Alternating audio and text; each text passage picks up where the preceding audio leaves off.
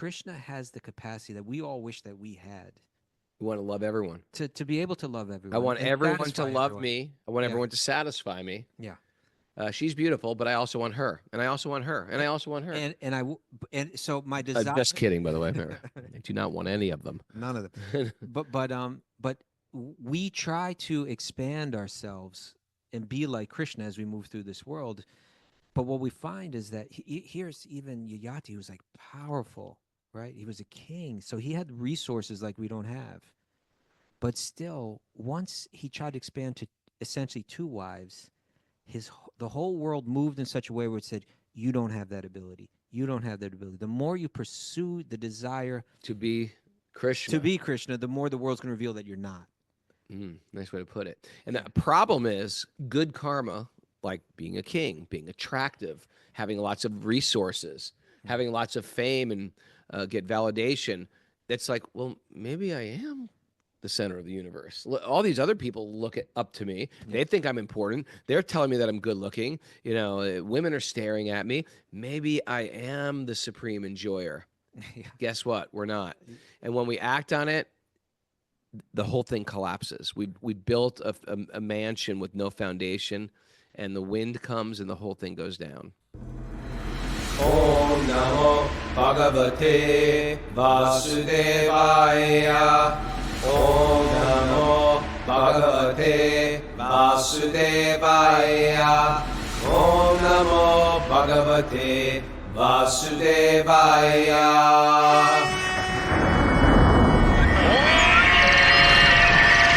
Come on!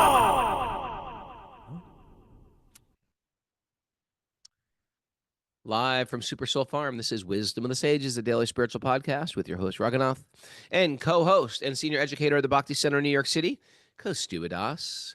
It is Friday, May 9th, 2025, and this is episode 1596, I believe. I think. Welcome to the show. Welcome to the show, everybody. We're doing a special walk on Wednesday on Friday. But before we get to our special guest, Kaustubha. Yeah.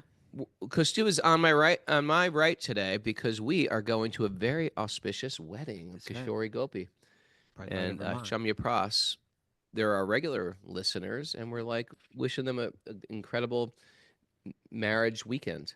Yeah. Looking forward to going to see all our friends up in Waitsfield, Vermont. All right. And yeah, excited for it. My first time up there. I mean, I've been to Burlington, but I haven't been to the Waitsfield and all that. I've heard about it for so many years. It's sweet. It's charming. Yeah. Quaint. It's quaint. Yeah. Do we have any announcements today? Mara? Q&A day tomorrow at 8 a.m. No show on Sunday. Look at Mara. She's just like checking out. She's on it. I guess I took her spot. Yeah, we sort of nudged Mara out of the show today. So Q&A day tomorrow. If you have questions, you can mail them into wisdomofthesages108@gmail.com or go to the Sage Community platform and just write your question there. It is, we're doing it. We're at a wedding. We're at a bed and breakfast. We could be enjoying gluten-free vegan waffles, and instead we're going to be sitting with you guys answering questions. So appreciate it. I'm shaming them into getting your questions in. Okay, before we go any further, we want to introduce Laura Flanagan's here. Welcome to the show, Laura. Get on. There we go. Thank you. It's wonderful to be here. How are you? Laura is a good friend of ours, and she just has a new cookbook out. And I met Laura through her husband, Harley Flanagan. Harley Flanagan we've known since me and Kaustubha were children. It's safe to say children, teenagers. Babies. And her husband actually introduced us to Krishna consciousness. Yeah. Laura, Wisdom of the Sages wouldn't be here right now.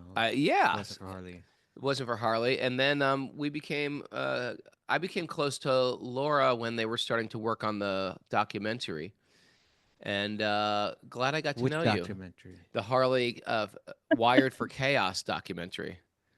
We're just going to get this all in. So Harley's left a very big imprint in New York City, musically And, I think over time we'll look back spiritually Yeah. at such a dense, and you can't understand how people can do that, that come into this world and somehow get tagged by the hand of God to spread the holy name in such a peculiar way in Kali Yuga, but he did it. And then Laura, you've been around back then, back in the old days too. Is that correct? In the old New York hardcore scene? I'm a bit younger, but I saw kind of a little bit of a later end of it. Well, still quite early. I did get to see the Cro-Mags at the end of the 80s, and Okay. I 5 years I later or so. yeah, I was floating around a little bit, but I left, and then Harley and I met again much later when I had started um a website called New York Natives, and I had interviewed him, and I had worked with him on his manuscript for his memoir. And at that time, I was talking with him about how this memoir was so incredible and the life was so incredible and it touched so many people in different ways, and how I thought it was very cinematic. It should It is. probably at some point be a film. It is. So, fast forward. You're married. They're married. Got Found married. love. There was a love connection. Yeah, it was a particular time in both of our lives, and took a lot of work to get through that book. So editing made me fall in love with Harley Flanagan. Yes. That's a great story. And I think you guys are a great couple. They had Thank me over for dinner, Mhm. and I was very, very impressed With the food. with Laura's, not just her cooking, but her hospitality. It's Thank like you. a real warm, loving. We call it Vaishnav hospitality. It's just cultured people hospitality, like Italian hospitality. When you go to a place and people make you feel welcome into their life, into their home, and they fed us well. And in my mind, I was like, this should be a cookbook. You should get a cookbook out of this. And Was it your idea? Oh, it was in your mind, or did you say in my mind, I don't know if I Okay. said that out But in your loud. mind, you got it He going. transmitted it to me with his mind. I'm and not trying to. He could take credit for I this. take credit for your I'm giving you cookbook. credit for it. It was this was the moment. Yeah. But No, I so appreciate that. you broke. So now you're an editor. You put his book together, but you were already practicing lawyer in New York City. And what inspired you to write a cookbook? It was a COVID project, actually. I was cooking more. And I just was, I don't know, just had more time to be creative and be away from less creative people than normal. And I find cooking a beautiful expression of love, but also of creativity. And it's an outlet for me. And and actually living with Harley, and this is in the book as well, I was able to challenge myself with different types of spices and different cuisines, and for me that it was a really exciting process. And so I just decided that it was a good idea to work on that, and I started writing it in I guess 2020. And as things take forever, I don't know why, I'd say it was finished by about 2022, and then some editing, and then photography, and then the press. Everything just took a long time, and but alas, here we are, and I'm very happy with it. It looks beautiful. Beautiful book. Yeah, it Thank looks. Yeah, Mara's been. Oh, yeah. What's that? Oh You yeah, rolled it here's a up. copy of it right here. Boom. Hardcore vegetarian. Hardcore vegetarian. Welcome to the Veggie Thank you. Yeah. It's become a world where we've eaten such processed foods, such canned, frozen, prepackaged TV dinner world, even in health food stores, that to get a fresh cooked meal is not even considered health food anymore, because I think the pendulum swing from processed foods became Lara bars. Like, I okay, you want know. healthy, you're going to have to eat a Lara bar. That's what healthy is. It's a date. It's a macadamia nut. And like that, there's your health food. And there's something actually in between. And that Yes. is exactly what you described. Food cooked with love and appropriate intention. And simple, and it's a little bit of a joke, and I talk about it in the book as well. If something is really wonderful and delicious and we're in a restaurant or someplace else, the first thing that comes out of my mouth is simple, because you can taste the ingredients, or you can taste the simplicity of the food. Summertime, New York, farmers markets. I mean, you just eat a tomato. Right now, asparagus. Oh my goodness, it's so flavorful. What do you need besides sea salt and olive oil? You know what I mean? And so Yeah. I think paring it back, and so many of the recipes in this book, I mean, some are a little bit more labor intensive, but the best falafel you'll ever eat. But sometimes the recipes are just fresh, just fresh food, using the seasons to your advantage. And then what happens is, when you taste even minimally processed food after you do a little bit of time in the whole food world, um, it's very different Mm. and not so good. And those bars start to taste complicated. Like, you That's know, for sure. you eat a bar Sure. when you're at the airport because you need some food, and you're like, oh, Well, wow. they've replaced healthy meals. They've replaced breakfasts. You know, if you can't get a Yeah. fresh cooked meal, that's what you're stuck with. But I think it's important part of like what we want to present as like a spiritual alternative in your life to let's cook ourselves for ourselves. Let's make our own food. Let's make it at home. Let's make it with love. Let's serve it to our children. Let's serve it to our family. And I feel like your book really embodies that. Um, Thank you. I have a tiny little story about that, which I love. please. When we're working on the book, I leveraged my husband and used his fan base to test a lot of my recipes when we were doing the testing phase for the recipes. And so there was a family in Germany, and this man wrote to me after I sent him 3 recipes to taste, and he said he was working on them. They picked one that they wanted to do all together as a family. They do like a family cooking night once a week. So nice. And it was just adorable. And they're not vegetarian in any way. Hmm. And he said he went through the process. He's like, my 2 kids got so involved and so excited with making this food that the whole evening was so beautiful. And then we ate, and the food was delicious. And he's like, and I just want you to know that that recipe is now in like weekly rotation in our family. And it's a big deal. Like, we're getting together to make this. Nice. And I thought, wow, that's amazing. You know what I mean?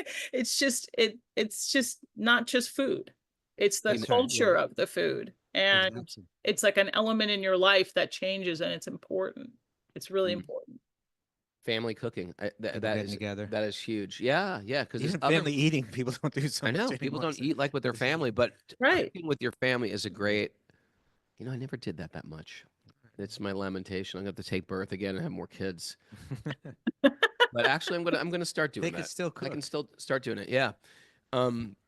Because it's not because I always like sitting down and eating together, and I always did that. But actually, the cooking together is actually a great introduction, and it's a great life skill that they're not teaching in school anymore. I Home think they ec. used to teach. 100%. I don't school. know when they taught it, but I know that I've spent the last couple of summers a lot of time with my niece, who's in university in the UK.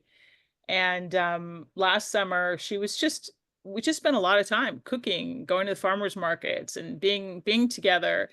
And it changed her mind a lot. She's like, I don't have these skills. I don't know how to make anything. And so now she's working on like her dissertation or something, and it's changed her whole path of what she's writing about. She's writing about food meals and people ordering, completed meals instead of making meals, and fresh food, and how we Mm. acquire fresh food, and what is fresh. It's very interesting. I'm like, wow. She's like, just because I don't know, I never learned. We never learned, and even when I was young and I moved out of my house at a young age, I still didn't know and get it. So what I'd find is myself eating vegetarian junk food.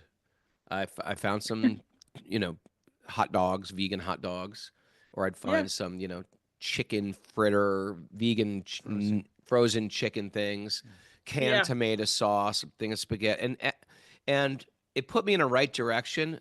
But I was like, this can't go on. I got to a point where like I can't keep doing this. I have to pivot.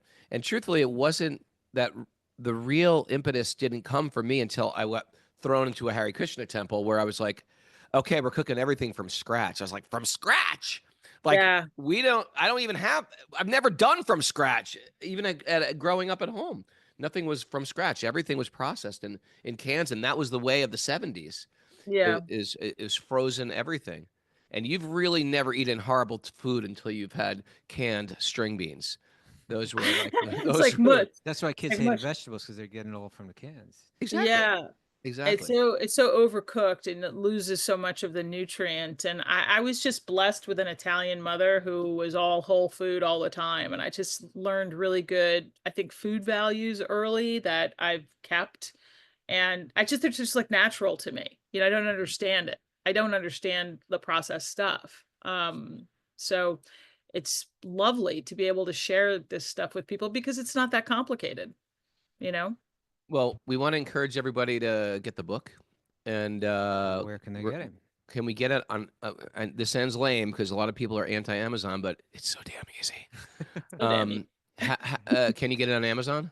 You can get it on Amazon. Okay, the I know hardcore vegetarian. it's gonna be in a lot of bookstores. I don't have a complete list yet, like local small bookstores as well, but Amazon has it right now. Okay, that's good to know. We want to support it. Let's just tell all our people to get it. Support Laura, and also we want to give a shout out to Harley's upcoming documentary, which I had the good fortune of getting. Thank you for sending me that link. I got to see it, and I really feel like I understand him, and actually those times. It's sort of a cool cultural piece about what the hell New York was Yeah. like in the early '80s, and he was there sort of to witness it all. But because he was such a sort of an inspirational person in my life, it gave me a chance to really understand everything that he went through, and a little idea. Actually, of course not everything. An idea of what he went through to understand what he was and the force that he was. In those times. So it was really, there was times where I cried in the movie, and there was times that I was just like, inspired in that movie.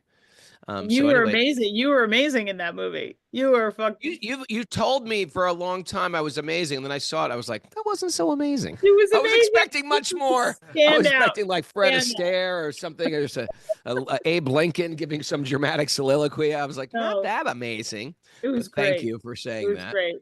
It was great. All right. So, Wired for Chaos. How can people see that So also?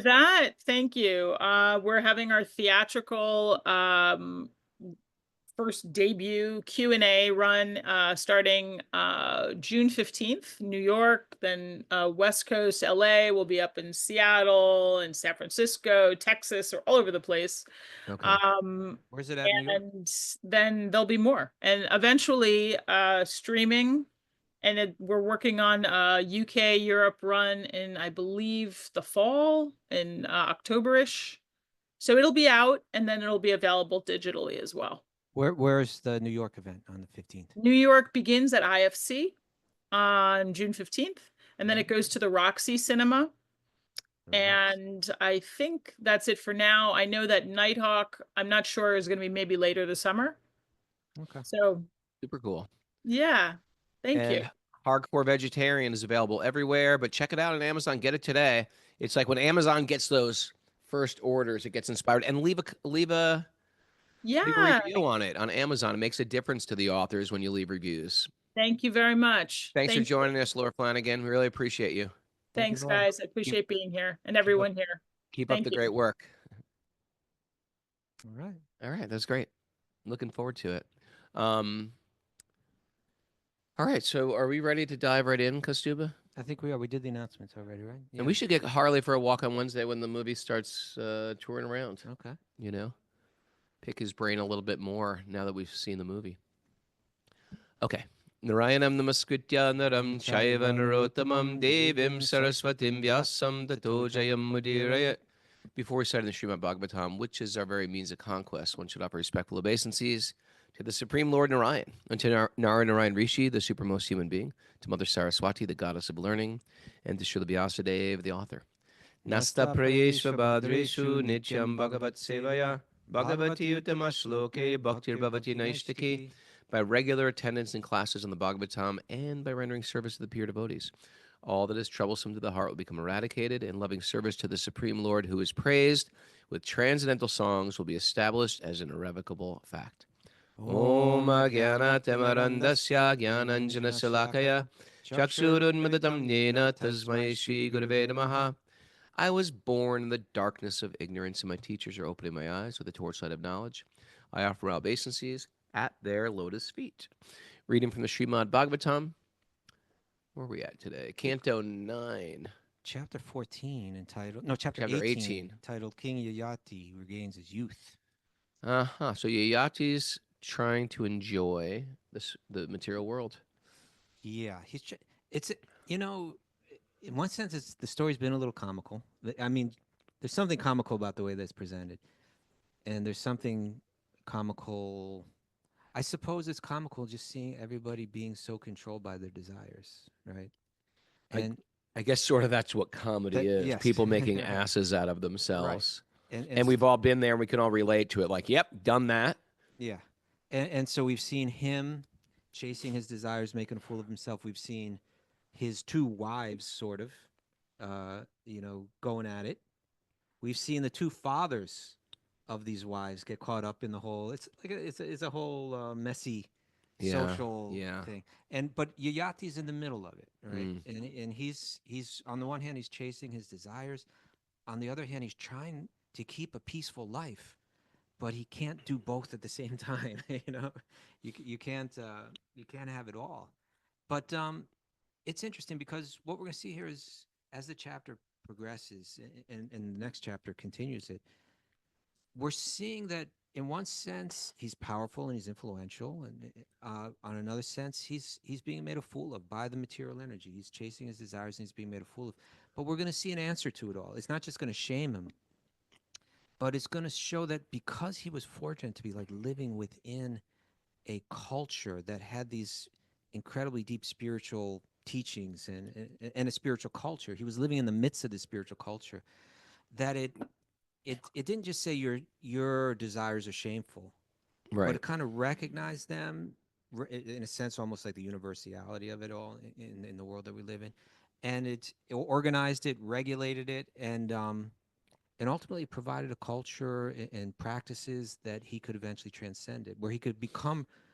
So when he was made a fool, he could kind of reflect on what was happening, understand what was happening, and that kind of like it ignites a little fire in yourself to be better, right? To evolve. And so we'll also see his evolution, how the culture and how the teachings that were instilled in his culture provided the tools that he needed to evolve. When I got into bhakti, my story, the idea was renounce the world. The world caused pain. The world seemed like a mousetrap. You go for some bait and you get snapped on the back and break your spine. And so, my answer was renounce the world. But as you study bhakti deeper and deeper and deeper, it's not renounce the world. It's infuse what you're doing in this world with a spiritual intention. And that changes everything. Because at first you have to recognize that the world is a dangerous place and that a lot of it is bait. It's bait and it can really complicate you. And I will say the tools that you learn in bhakti help you live in this world but not be of the world. Because there's a lot of other things not even mentioned in this story that can go drastically wrong in relationships. I always remember my childhood. If we try to control our relationship because we want a little bit of control, we like the idea of a woman or a man in my life because there's something I could depend on, but then you can get really ensnared within that. And I remember and then jealousy arrives. Like, no, he is mine or she is mine. And I remember being on the receiving side of intense amount of jealousy for an older guy dating my ex-girlfriend. We broke up, and then she started dating a guy. Older guy. Older means like a senior, and I was in 10th grade. But seniors, they have mustaches. They're driving trucks. I was just barely through puberty. So it was almost like a man versus a boy. And it was just this guy wants to kill me just because I dated his present girlfriend. I was I don't even like her anymore. But it was driving him crazy that I was still friendly with her. I had no interest in her. She had no interest in me. But it's a type of, these are all the baited traps of the material world, that jealousy, control, addiction, fault finding. What were these ladies experiencing yesterday? A pettiness of revenge and spite. Yeah.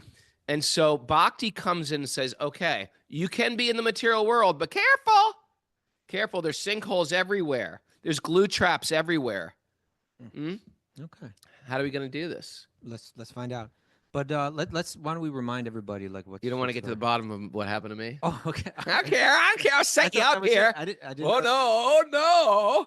I didn't know there was more to it. It's all right. I don't have to go into it. Go into it. It's a squirrel and a half. The I guy wanna came find- after me. Oh, The guy came after me. see, I didn't know that. Yeah, the guy came after me. What did he do to you? He like pushed the me. end of the He story? pushed, no, he pushed me in the Pushed hallway you, for no huh? reason. Oh, He called me a bad word. I'm not going to mention it on the you're podcast. still holding on to this, aren't you? No. Oh, you let it go. He died. Well, anyway, He it was died? it You was a killed him? no doubt. He pushed me for no reason. I was completely shocked, and I punched him as hard as I could in the head, Okay. in the face, and I got him in a headlock right in front of the principal's office. Okay. And his nose exploded everywhere. There was blood everywhere. And he got up, and the teachers broke it up, and he just said, "I'm going to find you one day, and I'm He going to still might. kill you." He still might. You weren't hard to find. You're in the same school as him. I know, You but he's might- like, I think he said something like, when you least expect it. Oh, it could still happen. Well, I think he died. Oh, I okay. think he died. I was You may relieved. train somebody up. Yeah, but he came after a year later. He came Okay. after me. Oh, right. This is such psycho things that happen in the suburbs, isn't it? I guess so. Psycho things that happen in the suburb. All right. Thank you All for right. sharing that. Anyway, this is the material world. It's It's messy. riddled with this It's- type of stuff. It's messy. Okay, now we got a mess here, right? Yeah. That we have King Yayāti. He marries Devayani, who's the daughter of a very powerful mystical sage. And he also, we're going to see now, it's going to get complicated because that girl, Devayani, that he got involved with. Devayani is the daughter of Sukracharya, right? Yes, Shukracharya is the mystic sage, and because her friend, ex-friend Sarmishta, had offended her severely by throwing her in a well and saying a lot of unkind words. Now, the pettiness that we just witnessed, where we ended yesterday, was this. The sage was like, "Why am I getting caught up in this stuff? Right? Why? I would have been better off if I was one of these sages that just lives, like eating grains like that are left over." Yeah, it's you and me, man. Once you have a kid, you're implicated in their kid stuff. Me? It's like you and me. You don't have kids. Oh, I see. I do. Okay. You're walking around begging for grains, and I'm going to like prom, driving them to the prom, Right. and I'm complicating my life. So here's the famous sage Sukracharya, and he's got to like go and deal with his daughter's pettiness, and he goes to visit the king, who's the father of the other girl Sarmishta, and the father realizes how powerful this sage is. He can curse me, so he immediately like says, just whatever you want, forgive us, we made a big mistake, tell us what you want. And so he turns, the Sukracharya turns to his daughter, and the daughter, she's not looking for apologies. She says, your daughter is now essentially my maidservant. Her and her friends are now my servant, right? And nothing anybody can do because Shukracharya's power is so Right. so strong, and he's so emotionally attached to his daughter. He can't. He's got to. Everybody. It's just turned into mess for everyone. Okay, that's where we're at right now. Now we pick up on text 30. Okay. Text 30. When Sukracharya gave Devayani in marriage to Yayāti, he had Sarmishta go with her. But he warned the king, my dear king, never allow this girl Sarmishta to lie with you in your bed. I think that was kind of not uncommon amongst the kings, right? It was like they'd have their queens, the queens had maidservants, and these Okay. kings are, That makes like sense. they could get involved. So he got his warning, and he got warned by Shukracharya. That's someone when they warn you. You got to take heed to that warning. Well, you better take heed of that warning O king, upon seeing Devayani with a nice son, with a nice son. Sarmishta once approached King Yayāti at the appropriate time for conception. In a secluded. In a secluded place, she requested the king, the husband of her friend Devyani, to enable her to have a son also. Okay. Oh boy. Yeah. Be careful He was around warned. sages' daughters. There's a little kind of dharmic. Yeah. That's it. That's one lesson. So there's a little bit of a dharmic kind of quandary here, because on one hand he's been warned by a sage where not to go, but what we're going to read here is also, and this is something a little hard to understand, but the warriors and the kings, it was kind of considered dharmic that if they are approached by a woman for the purpose of having a child, they're meant to step up. Yeah. Now, don't take men hearing this. Don't take this as some green light. Hare Krishna. When Princess Śrīmad-Bhāgavatam begged King Yayāti for a son, the king was certainly aware of the principles of Dharma, and therefore he agreed to fulfill her desire. Although he remembered the warning of the sage Sukracharya, he thought of this union as the desire of the Supreme, and thus he had sex with Śrīmad-Bhāgavatam. Oh, it's a divine plan. It must be God's will. God is higher than the sages. Well, certainly some time must have passed, like some years must have passed, right? And I forget what the sage said. It's been a while. I don't know. Maybe the seriousness of it just kind of seemed to. This is not still becoming there, a right? full on. This is becoming a full on drama, isn't it? Well, it's gonna get worse. Devyani gave birth to Yadu and Turvasu. Okay, so she had two sons. All right, so that's the appropriate young That's the queen sage's daughter. now. Yeah.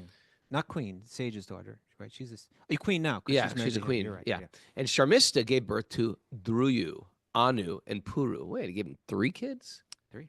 Had sex with her 3 times? Well, I don't know. Or maybe triplets? But my guess is that years passed and this was kind of going on the side. But I don't know. When the proud Devyani understood from outside sources that Śrīmad-Bhāgavatam was pregnant by her husband, she was frenzied with anger, understandably. Thus she departed for her father's house. Mm-hmm. King Yayāti, who was very lusty, followed his wife, caught her, and tried to appease her by speaking pleasing words and massaging her feet. But he could not satisfy her by any means. Again, he's being made a fool of, right? Now he enjoyed his senses. Now he's begging his wife not to tell her dad. Yeah. Don't tell your dad. Your dad's got anger issues. You know, there's a principle at play here. You know, little side note, but related. So not a squirrel, but Not a squirrel.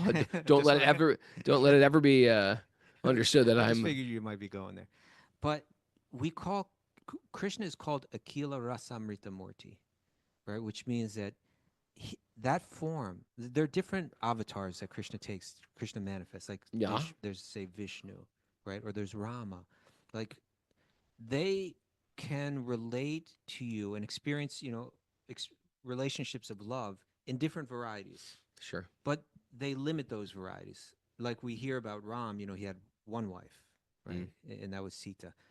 Krishna has unlimited wives. He's got unlimited girlfriends. He's got, or like say Vishnu, you can love him, but you can't love him in all varieties of ways. Generally, he's loved with a sense of awe and reverence, not with like like an intimate lover. Yeah. Right. But Krishna is the Akila Rasamrita Murti. That means the Murti, his form, is the form that accommodates all rasas or all varieties of love. But not only that, like unlimited numbers of people too, right? It's there's no Krishna has the capacity that we all wish that we had. We want to love everyone. To be able to love everyone. I want everyone to love everyone. me. I want everyone to satisfy me. Yeah. She's beautiful, but I also want her, and I also want her, and I also want her. And so my desire. Just kidding, by the way. I do not want any of them. None of them. But we try to expand ourselves and be like Krishna as we move through this world. But what we find is that here's even Yayāti, who's like powerful, right? He was a king, so he had resources like we don't have. But still, once he tried to expand to essentially 2 wives, the whole world moved in such a way where it said, you don't have that ability. You don't have that ability. The more you pursue the desire to be Krishna, the more the world's going to reveal that you're not. Nice way to put it. And the problem is good karma, like being a king, being attractive, having lots of resources, having lots of fame and get validation. It's like, well, maybe I am the center of the universe. All these other people look up to me. They think I'm important. They're telling me that I'm good looking. You know, women are staring at me. Maybe I am the supreme enjoyer. Guess what? We're not. And when we act on it, the whole thing collapses. We built a mansion with no foundation, and the wind comes and the whole thing goes down. So that's happening to him now again. Now he's being made a fool of, again. And it's gonna go further. We're gonna see he's gonna become a beggar. He's gonna we'll see what happens. You watch. Sukracharya was extremely angry. Right, he's been massaging her feet and saying, "Oh, let this one go," and she's like, "No." And she goes to her, and he's so afraid. Oh my, she's gonna tell her father, and this isn't a typical father-in-law. And that's what comes with material enjoyment is fear. Yeah, that's right. Right? If you're attached to Lord Vishnu, fear gets minimized or goes away. If you're attached to enjoying the material world as you as the center, fear goes hand in hand with that. Sure. Sukracharya was extremely angry. You untruthful fool, lusting after women. You have done great wrong. I therefore curse you to be attacked and disfigured by old age and invalidity. Boom. Because he was very beautiful, right? Yeah. Yeah, that's right. King Yayāti said, "Oh, learned, worshipable Brahmana, I have not yet satisfied my lusty desires with your daughter." Sukracharya then replied, "Oh, you may exchange your old age with someone who will agree to transfer his youth to you." Okay. So now this is, and I know like the language that's being said, and like we would never talk like this. So I have not yet fulfilled my lusty desire. Yeah, I know. But I don't say that. Okay, but to speaking to his father-in-law like this. But essentially, what he's saying is, you and I both know the path that's laid out in the Vedic literature, right? You and I both understand that. We both know that in your early life, you're like a celibate student. Then you entered into married life where you pursue, you have a license to pursue material enjoyment. Desires, fulfill your desires. But in a regulated way, in a sensible way. And that through experiencing that, if you experience that not in a wild sense, but if you experience that in a regulated sense, and at the same time you're doing spiritual practices and contemplating spiritual knowledge, then it will lead to you enjoying the material realm, but seeing it for what it is and being able to let go of it. And of course, Sukracharya is the guru of how to work within this world as well. He teaches the path of Dharma, Artha, Kama, Moksha. So he, in one sense, the way he spoke it, he just sort of stripped the romance away of, I love your daughter, I want to make love to her. Something he just was very clinical, the way he said, I still have desires for your daughter. Right. And he didn't, at least the way that we're hearing here, of course, it's just being half a verse it's expressing, but he's expressing, you and I both understand the Vedic path. And so if you do this to me now, by nature path, I'm meant to get there as I start to let go of all these desires. If I don't have the ability to still pursue these desires, then I'm never going to be able to let go of them. I'm not going to be able to follow that regulated path and achieve that. So Shukracharya hears that, and he can understand that and relate to that. Mm-hmm.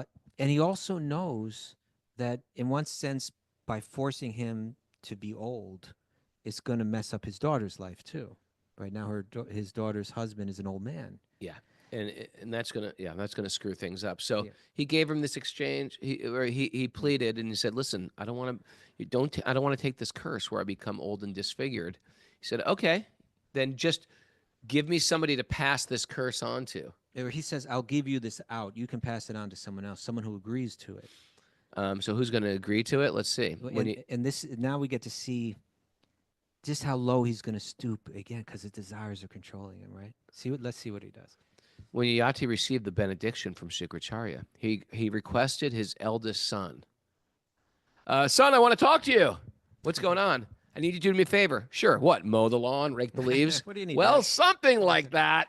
But first of all, he's coming so old. That's one. That must have been shocking. Oh, Suddenly he's old. did He's he an old man. already get the? Yeah, I believe he approaches him already. Like I think he cursed him and he became old. Oh God, my dear son Yadu, please give me your youth in exchange for my old age and invalidity. Now he's gonna explain to him. My dear son, I am not yet satisfied in my sexual desires, but if you are kind to me, you can take the old age given by your maternal grandfather, and I may take your youth so that I may enjoy life for a few years more. Okay. So Ouch. he's asking this to Yadu. Now Yadu, we're gonna see in the family tree, the dynasty actually ends up getting named after Yadu, right? Like Yeah, the Yadavas. This is Krishna's family. This is Krishna's lineage here, his birth lineage. My dear father, you have already. This is the son Yadu speaking. Yeah. My dear father, you've already achieved old age, although you also were a young man. But I do not welcome your old age and invalidity, for unless one enjoys material happiness, one cannot attain renunciation. Okay. Interesting point. Yeah, in one sense, that's not absolutely true, right? But it's generally true for people. It's generally true. Generally, in general, most people are not going to, if they walk away from the material world entirely as a sannyasi, as a renunciate, they will have trouble because they haven't gained the realization necessary for it first. And so he's saying, what you just said to Shukracharya, I'm saying to you now, right? Right. It's like, and I'm much younger than you. You've already have enjoyed the world quite a bit. Quite a bit. You've had your regulated dharmic enjoyment, and now you're telling me not to do that. If I'm going to go through this path correctly, I'm going to have my youth. So he refuses it. Mm.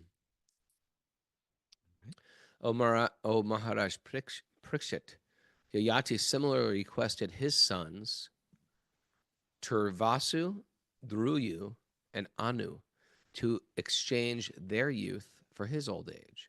But because they were unaware of the dharmic principles, they thought that their flickering youth was eternal, and therefore they refused to carry out their father's order. Okay, so there's a distinction being made here. The first one, Yadu, he refused it because of this dharmic understanding, right? He refused it because he said, I'm on a path towards self-realization. Right. And you're creating an obstacle in that path through this. The other two weren't even thinking like that. The other two were just thinking, I don't want to do it. We want to enjoy the world. We're meant to be young. Yeah, we're young. I don't get it. What? But now we go to his last son. He's got one son left. That's Puru. King Yayāti then requested Puru, who was younger than these three brothers, but more qualified. My dear son, do not be disobedient like your elder brothers. Oh, he's going to shame them. For that is not your duty. Okay. Puru replied, Oh, your majesty, who in this world can repay his debt to his father? What a nice son. Mm. By the mercy of one's father, one gets the human form of life, which can enable one to become an associate of the Supreme Lord. A son who acts by anticipating what his father wants him to do is first class. One who acts upon receiving his father's order is second class. And one who executes his father's order irreverently is third class. Right? You do it, but you're a little bitter. Mm-hmm. But a son who refuses his father's order is like his father's stool. In other words, feces. They both come out of his body in one sense. Right? Yeah. But one in a pleasant way and in a way that's beneficial, and the other is just something you leave behind. Right? So here's a very unique character. Suddenly, in one sense, in the first time in this story, practically every single, maybe not Yadu, although Yadu wasn't, we didn't get a full expression of like evolution in him, but in one sense, every character in this has been compromised by their desires in some way. Even Shukracharya, who's like, well, I got to satisfy my daughter, even though I don't feel like doing this. Right? Yeah. But for the first time, we hear a voice of just kind of like pure yogic intelligence, right? Pure dharmic intelligence. Yeah, at the risk of their entire life. Like he's a young son. Yeah. It's like me going to Tarun. Hey, Tarun, you know how I'm a little overweight? Got bad knees, got a sore lower back, a little uglier, and I'm shorter and losing my hair. How would you like to get all that for yourself? so that I can enjoy myself like I'm a young man. It's a very selfish thing. It's revealing again, it's Yayāti. It's just like it's just showing like you dog. You You know, it's like dirty dog. why, how heartless you have to be to your own son to do that. In a sense, you're just coming forward and saying, you know what, I am really, you know, I guess I'm just revealing just how polluted my mind and heart are right now. I'm just so eager to enjoy this material world that I want you to entirely give it up and become an old man. This is his son he's talking to, but his son must have had such a zoomed out perspective in order to be able to say this with a peaceful mind. Yeah, right? I don't think. I mean, even though it sounds sort of like he was getting shamed, youth shamed, um, and even though he sounded like, yo, I just want to be a good son, I don't think he was being tricked or shamed. I think he got it. The way Yeah. he spoke, I understand this. I'm in so much debt to a father. It's sort of like he spoke as a realized being. Yeah, and what is this life? It's a quick passing thing anyway. And what happiness is not found through pursuing material desires. So, okay, if this is the dharmic thing to do, then I'll do it. You know, he can do the tough thing and not suffer in doing it. That's showing he's evolved. In this way, Mirage Prikshit. In this way, Mirage Prikshit, the son named Puru, was very pleased to accept the old age of his father, Yayāti, who took the youth of his son and enjoyed this material world as he required. Mm. Thereafter, King Yayāti became the ruler of the entire world, consisting of the 7 islands, and ruled the citizens exactly like a father, because he had taken the youth of his son. His senses were unimpaired, and he enjoyed as much material happiness as he desired. Okay. Sounds like a perfect story. Well, But wait. yes. Well, it gets even better. In secluded places, engaging her mind, words, body, and various paraphernalia, Devayani, the dear wife of Maharaj Yayāti, always brought her husband the greatest possible transcendental bliss. Okay, so he's living that life now. Why don't we end here for today? He's living the dream, this guy. He's living large, but we're going to see that there's an emptiness in it, right? That we're going to see that there's an emptiness. So when we come back tomorrow's Q&A, but we'll pick up here on Monday, and we'll see where this all goes. What he came to realize, what he gained through even though he was pursuing material happiness, there was a culture and practices that were supporting him developing a deeper realization. We're going to hear about those realizations and how they came to him. Now it's Narasringa Dev's appearance Sunday. Is that correct? Sunday, that's right. Okay, so everybody can read the pastime of Lord Narasringa Dev, or you can Google it up or YouTube it up. All right. And spend some time. Start to prepare for that day now. Yeah, mentally prepare and meditating on Lord Narasringa Dev Sunday. But we'll see you Saturday. Miss Mara, you got some takeaways for us, Miss Mara? Yes, I do. She does. She's going to share them with us. Mara, just Fred nudged you out. That's okay. Cook simple, fresh food with love. Ah, yeah. It's not just food, it's the culture of food. Okay. Yeah, it's not just Lara bars, people. You're obsessed with Lara bars. I think we should stop. Stop with the alarm. Stop with the Lara bars. I go for a Lara bar right now, actually. Recognize, regulate, and transcend desires. Okay. Recognize, regulate, transcend. Good. Look at us. Look at all 3 of us together. Isn't this adorable? Yes. Of really. sorts. Infuse your activities with spiritual intention.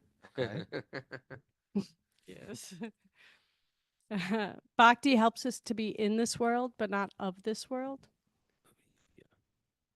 Material world is a baited trap of revenge, pettiness, and jealousy. And spite. And spite. The more you try to be Krishna, the more the material world shows you you're not. Mm-hmm. Krishna is the only supreme enjoyer. That's right. We try, but we can't. Fear goes hand in hand with fulfilling material desires. Yeah. Yeah. You want material desires? Great. Guess what? You can lose them at any moment.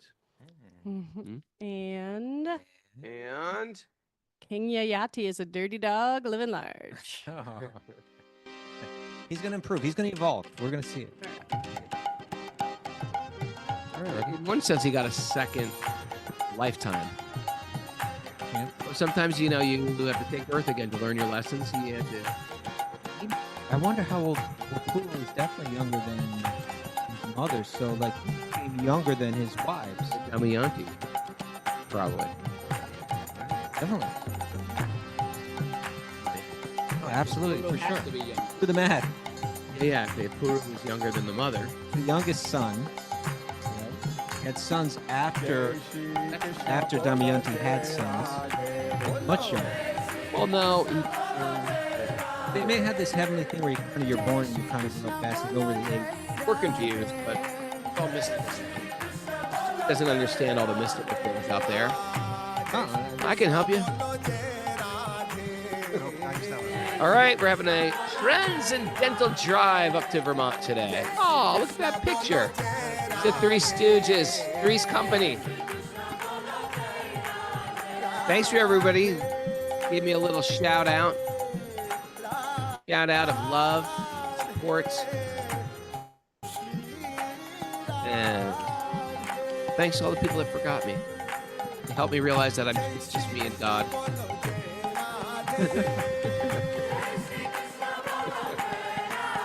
More sympathy. More sympathy. Oh. What's up, Kaustubha? What are you doing today? Huh? Vermont.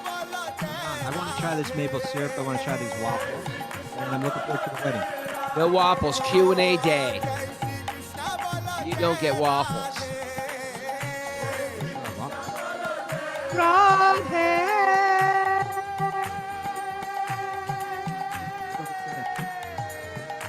No, we have to prepare for it. We didn't prepare Stromboli for it. She's got a wedding to go to. Let's just like... But it's a restaurant. I know, we're not driving. But she's like, no. You guys got to kind of prepare something.